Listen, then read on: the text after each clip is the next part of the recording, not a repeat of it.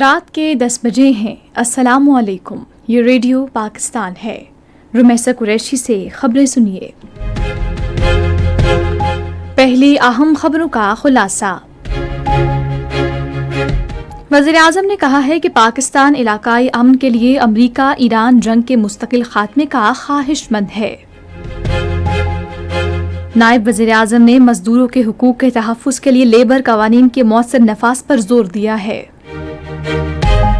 وزیر خزانہ نے موسمیاتی تبدیلی سے نمٹنے کے لیے دستیاب وسائل کے مؤثر استعمال کی ضرورت پر زور دیا ہے۔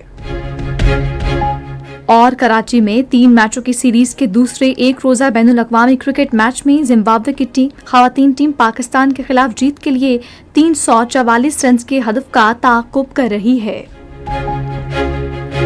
اور اب خبروں کی تفصیل۔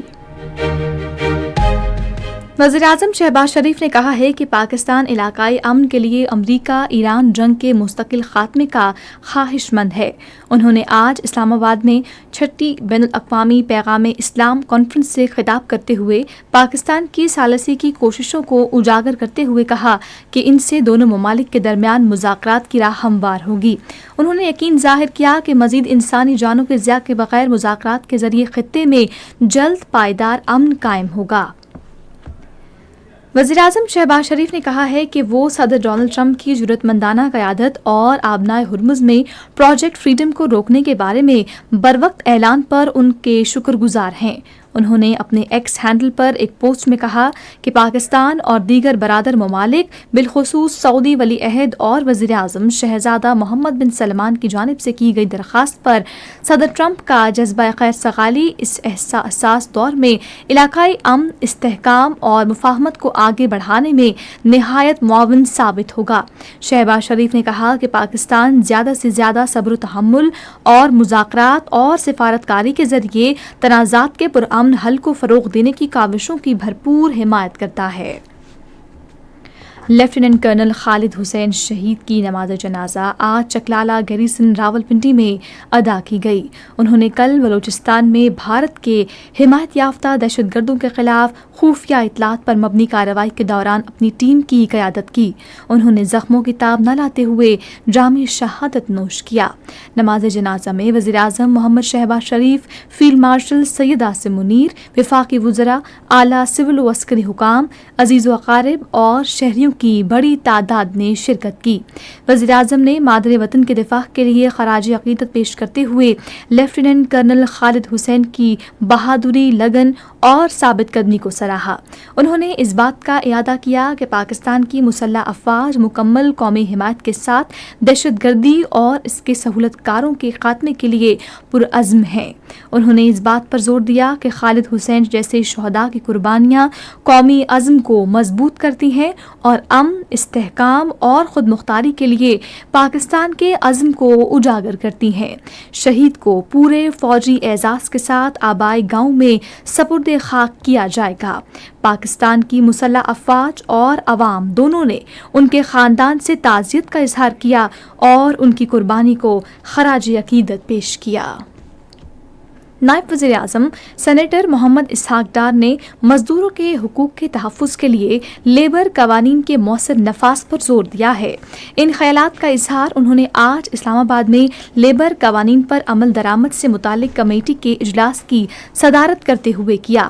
اسحاق ڈار نے مزدوروں کی سہولت کے لیے منصفانہ مزدور ماحول کو فروغ دینے پر بھی زور دیا۔